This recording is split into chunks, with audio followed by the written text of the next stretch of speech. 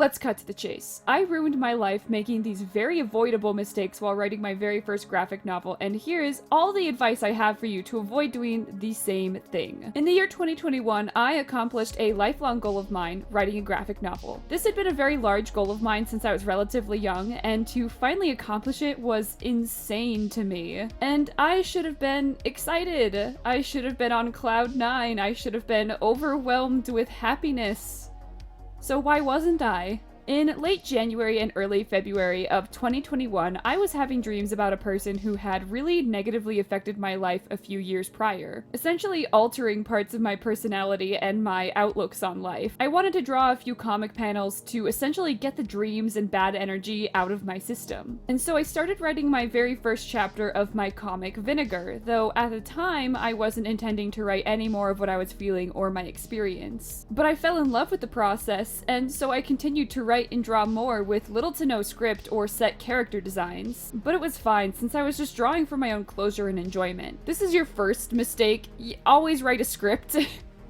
I know I shouldn't have to say it, but always write a script, always have set character designs. It is going to make your process much faster and streamlined. And when you are drawing a comic or a graphic novel, having the most streamlined way of writing your comic or your story is going to be so much better for you in the end. At the same time, I was working at a dog kennel and also working on a small indie animation project that I'm still with to this day. So I wasn't in any rush to relive an entire story about a very personal experience I had gone through years prior. But as time went on, I started to wonder if I should be sharing my comic and my experience anywhere, and if I should turn it into a full-blown graphic novel, since that had been a dream of mine for years. And I was loving working on it at the time too. And so I made the decision to post my comic to Webtoon, and it was met with much praise and adoration, much to my bewilderment. So now I had a small but dedicated audience who wanted and counted on reading my comic every week. This was something I had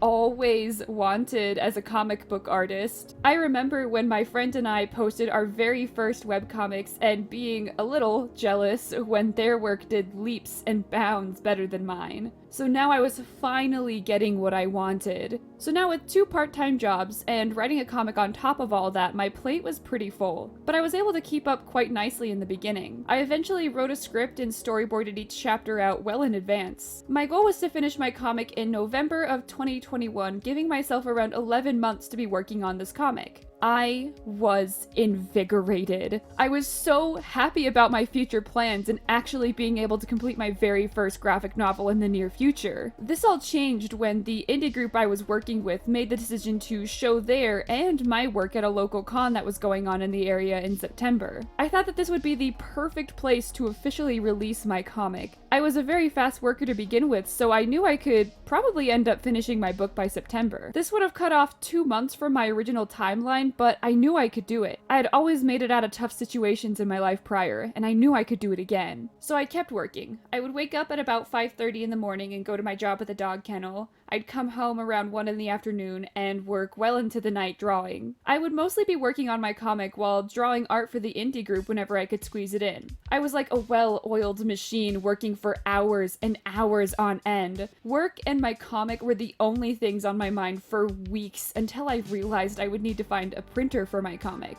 After doing some research and making a final decision on the printing company that would fit my budget, I was hit with my first hurdle. I would need to have my comic completely finished by the end of July at the very latest, meaning my original goal of having my comic done in a year was out the window. I would have to finish my comic in half the time. And for those of you who don't write or draw comics, this is the most insane amount of time to have a graphic novel completed. Most projects take a minimum of 1 year, with an average being closer to 3 to 5 depending on the length. It was March when I found out this news, and Vinegar wasn't even halfway completed. This was fine. This was something I could easily work around. I would just have to cut out a few things for my comic and work a little faster. I could play catch up easily. I was a machine and I could pump out my comic if it killed me. This was my second mistake when creating my comic. Never give yourself too short of a time limit.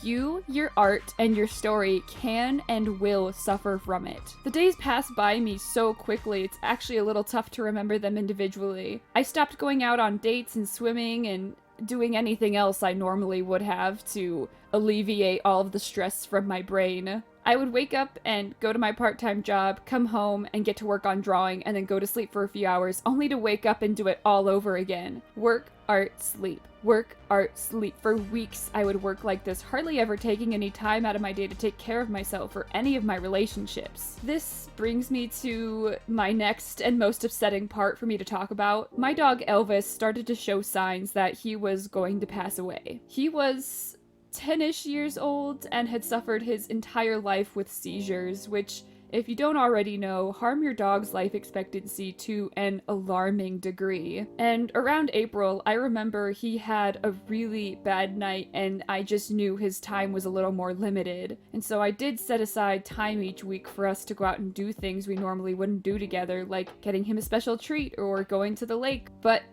I know I didn't do everything I would have wanted to have done to make his last month a little bit easier for him. I still had to go to work. I still had to draw my comic, and I still had a lot of other things I needed to take care of.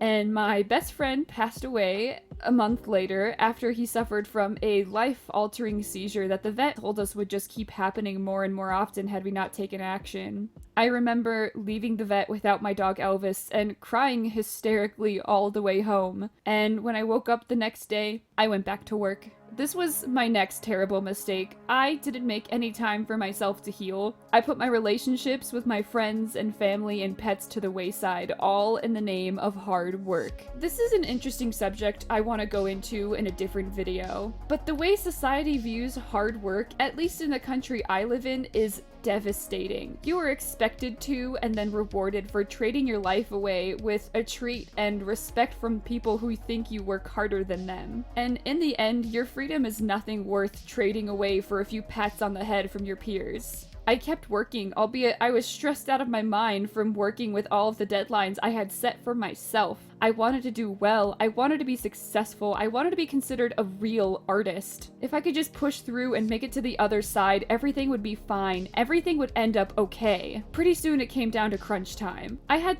2 months to finish my comic and I just had to push a little bit more.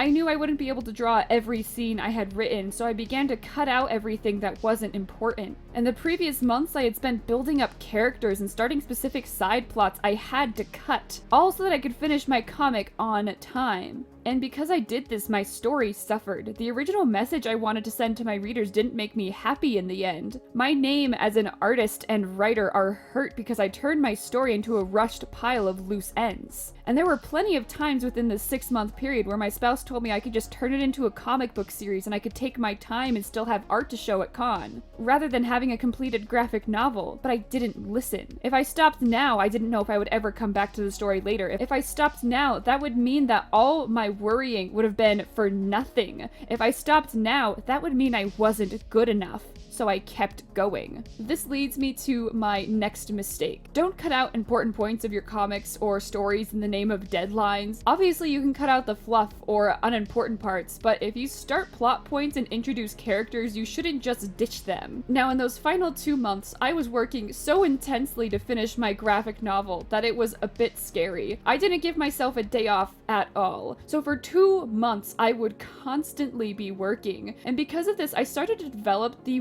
worst carpal tunnel of my life. I had never worried about it too much, and it's honestly a miracle I didn't get it sooner. But in these last 2 months, my wrist and thumb were in so much pain it was nearly unbearable. Sometimes for hours on end, my wrist would just go numb. But I only had a little left to do, so I should just push through it since I had managed to make it this far, right? I wasn't getting any sleep from how much I would be working, and it was starting to affect my part-time job at the dog kennel, and I ended up getting hurt. Really getting hurt. I was bitten by a giant Great Pyrenees and I had to go to the ER. That was fine though. I didn't need to be standing for me to be able to draw, so I kept working. And at the end of those 2 months, I finished my graphic novel Vinegar, capping out at 132 colored pages. I was happy, but I still had work to do. I needed to send Vinegar to the printing company ASAP, but the company wouldn't accept my current version without a few page revisions, like adding borders that would be cut off during the printing process and fixing a few other things. That was fine. I had come this far, and so I did it. I revised all 132 pages a second time, and they were denied a second time. By this time, the pain in my wrist was unbearable. I was constantly having my spouse massage it for me to help alleviate the pain. I was tired. I wanted a day off. But I could do this. I just had to revise it one last time, and then it could be sent to the printers. And so I revised 132 pages a third time.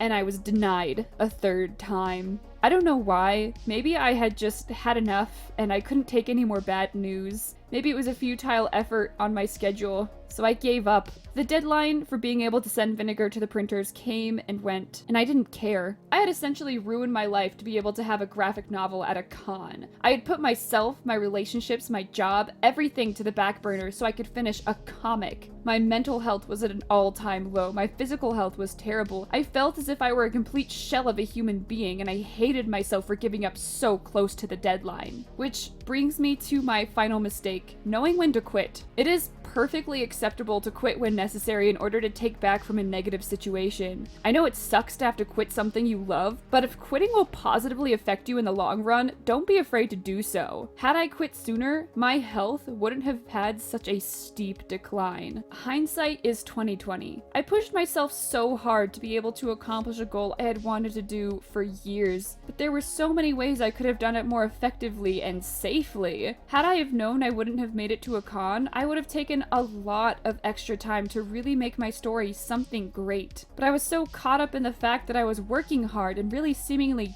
doing something with my life. But when I look back at my actions and how I treated myself, I would never do that again. I had to learn the hard way that pushing yourself to the brink of obliteration is the worst thing you could possibly do for yourself. It's okay to take your time to do something you find important in life. As much as I love storytelling and I dream that someday I can share my art with others, I can't do that if I'm not around. Doing what I did is not something you want to aspire for. It's not very cute or girl boss of me. I spent the last year having to recuperate and rest and take care of myself just so that I can get to a point I was at in 2021. I did irreversible damage to my body just so that I could meet a deadline. I didn't give myself time for more important things in life, and I can't get that time back. I hope that, if anything, I can leave you with an understanding of things to avoid so you can create and inspire and do what you really love in life. I hope you can use me as a guide to navigate how you'll work on big projects in your life and really take my mistakes into consideration so that you can have a more positive experience with the important works you find close to your heart.